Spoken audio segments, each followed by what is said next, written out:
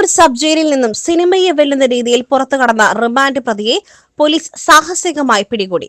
POCSO case പ്രതിയായ നിലമ്പൂർ എടക്കര സ്വദേശി Puthiyath ശ്രീരാജാണ് jail ചാടിയത്. ഗുരുവായൂർ പോലീസിന്റെ അവസരോചിതമായ ഇടപെടലുകളിലൂടെ ഏതാനും മണിക്കൂറുകൾക്കുള്ളിൽ തന്നെ പ്രതിയെ വലയിലാക്കി. ജയിലിലെ തകരാറിലായ എക്സോസ്റ്റ് ഫാൻ നന്നാക്കുവാൻ അധികൃതർ പ്രതിയെ പുറത്തിറക്കിയപ്പോഴാണ് സംഭവം. ഓടുമേഞ്ഞ പഴയ കെട്ടിടത്തിന് മുകളിലായി സ്ഥിതി ചെയ്യുന്ന ഫാനിന് അടുത്തേക്ക് കയറിപ്പോയ ശ്രീരാജിനെ ഏറെ നേരമായിട്ടും കാണാതായതോടെ അധികൃതർക്ക് പരിഭ്രാന്തിയായി. മേൽക്കൂര വഴി സമീപത്തെ മരത്തിൽ കയറി സബ് രജിസ്ട്രാർ ഓഫീസ് വളപ്പിലേക്കാണ് പ്രതി ചാടിയത്.